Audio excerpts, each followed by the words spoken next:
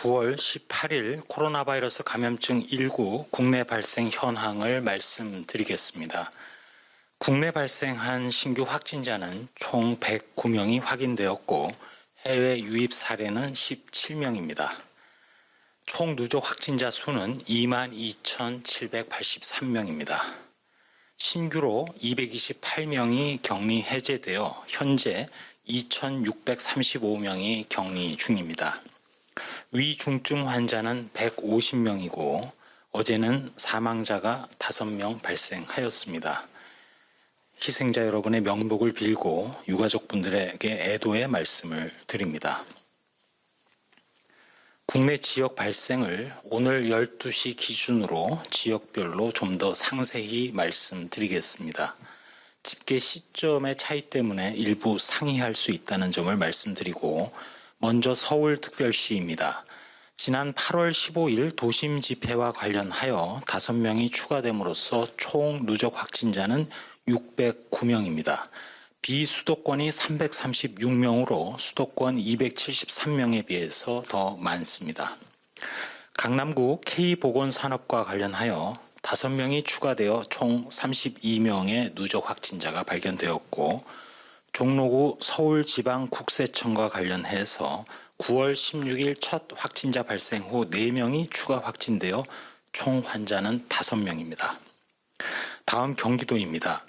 고양시 정신요양시설 박애원과 관련해서 접촉자 조사 중 7명이 추가되어 총 확진자는 18명입니다. 부천시 남부교회 관련해서 접촉자 조사 중 2명이 추가 확진되어 현재까지 총 17명의 누적 확진자를 발견하였습니다. 광명시 기아자동차 관련해서 2명이 추가됨으로써 누적 확진자는 총 13명입니다. 시흥시에 소재한 센트럴병원과 관련해서 지난 9월 9일 첫 확진자 발생 후 6명이 추가되어 현재까지 총 7명을 발견하였습니다. 다음으로 충청남도 보령 소재 해양과학고와 관련해서 1명이 추가되어 총 6명의 확진자를 발견하였고 전라북도 익산시 인화동 사무실 관련해서 1명의 접촉자 조사 중 1명의 환자가 추가되어 총 10명이 발견되었습니다. 앞서 말씀드린 위중증 환자는 총 150명이고 60세 이상이 88% 132명입니다. 사망자는 총 372명으로 60세 이상이 93.9%를 차지하고 있습니다. 위중증 사망자 현황에 말씀드린 대로 중증으로 이어질 가능성이 높은 60세 이상의 고령층에 해당하시는 분들은 외출, 모임 등 다른 사람과의 접촉을 최소화해 주시고 불가피하게 외출을 하시더라도 반드시 마스크를 제대로 착용을 해 주시기 바랍니다.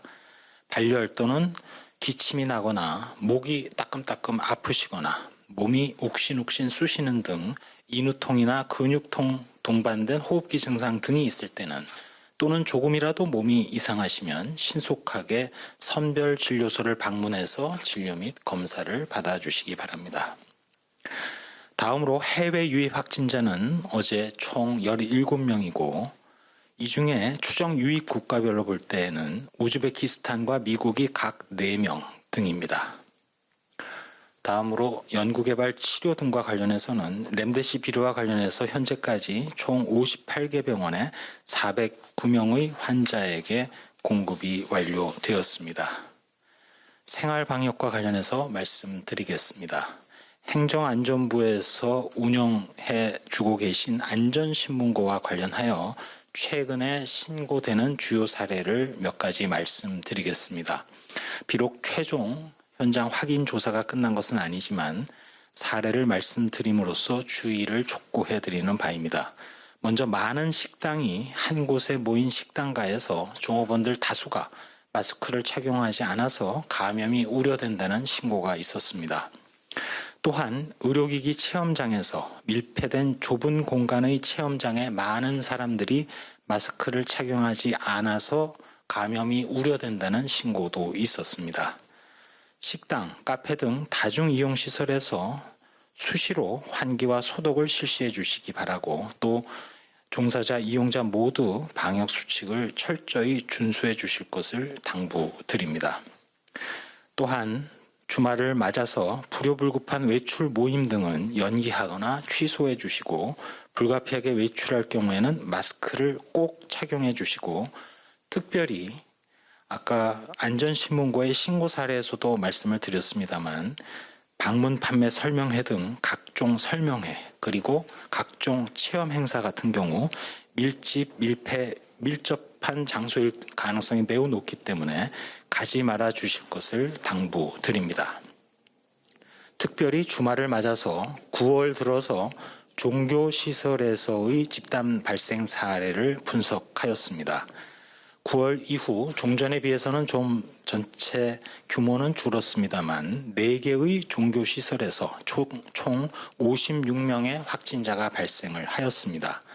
위험 요인을 보면 환기가 적절히 이루어지지 않은 상황에서 대면 종교활동이 이루어졌고, 정규활동 외에 소모임, 온라인 예배 준비 모임 또는 종교활동 전후에 식사 등을 하면서 마스크 착용이 미흡한 상태로 대화를 나눈 것으로 확인되는 경우가 있었습니다.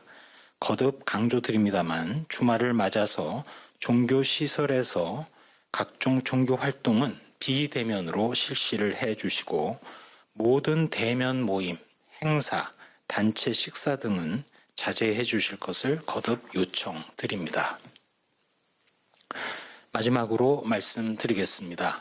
코로나19 발생이 현재 쉽게 감소하는 모양새는 아닙니다만, 최근 2주간의 양상을 보면 전체적으로는 그동안의 거리두기 효과가 나타나고 있다고 판단하고 있습니다.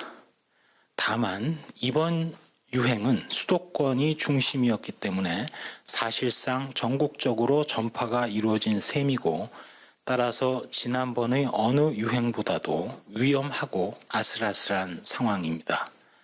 만약 지금 전국의 어느 고위험시설 또는 어떠한 대규모 행사에서라도 집단 감염이 한두 곳만 생겨도 금세 확진자가 급격하게 늘어날 가능성도 배제할 수 없습니다. 지금 상황은 용수철처럼 튀어오를 수 있는 코로나19의 대규모 유행을 거리두기로 억제하고 있는 형국입니다. 특별히 실내는 물론 거리두기가 불확실한 실외에서는 어디서나 마스크를 착용하는 것이 매우 중요합니다. 이번 기회에 코로나19를 억제해야 독감 예방접종도 가능하고, 또 언젠가 이루어질 코로나19의 백신 접종 사업도 차질 없이 진행할 수 있습니다. 그동안 매번 코로나19의 위기를 이겨내왔고, 또 피해를 줄이는 데 기여해 주신 것은 우리 국민 여러분들의 저력, 인내, 위대함입니다. 저희 방역당국을 이를 믿고 국민들께서 계속 실천해 주고 계신 데 대해서도 힘을 얻고 있습니다. 지금 유럽을 바라보면 지난 3월에 제1차 코로나19 유행의 정점을 지나서 더 큰 유행의 크기를 보이고 있는 상황입니다. 당장 세계보건기구도 지금의 유럽 상황이 지난 3월보다 더 위험하다고 얘기하고 있습니다. 전 세계 많은 전문가들이 북반구에서 동절기에 2차 대유행 가능성을 예측했지만, 사실상 전 세계는 지금 당장이라도, 겨울이 되기 전이라도 또 다른 대유행이 가능하다는 점을 우리 모두 알게 되었습니다. 추석 연휴를 앞둔 우리나라도 이를 위험 신호로 받아들여야 합니다. 전 세계에서 봉쇄를 풀어나가면서 또는 봉쇄를 푼 후에 코로나19 유행을 제대로 관리하고 있는 나라는 찾기 힘든 상황입니다. 그만큼 코로나19 대응이 힘들고 어렵다는 의미입니다. 거리두기 강도를 조절하면서 완전한 봉쇄로 가지 않고 2차 유행이 생기면 그 초기에 전체 국민들의 적극적인 참여로 유행을 억누르려 노력하고 있는 우리의 현재 상황은 전 세계적으로 오히려 드문 상황입니다. 국민 여러분들의 이해와 협조가 없다면 사실 불가능한 일입니다. 일선의 보건요원들, 지방자치단체에 수고하시는 일선 공직자 여러분들, 그리고 무엇보다도 의료진 여러분들의 헌신이 계셔서 가능한 일이고, 앞으로도 계속 길어질 이러한 헌신과 노고에 다시 한번 머리 숙이게 됩니다. 가을이고 청명한 날씨임에도 불구하고 자영업자분들, 택배기사님, 또 생업에 종사하는 많은 분들에게는 사실 너무도 잔인한 시기이기도 합니다.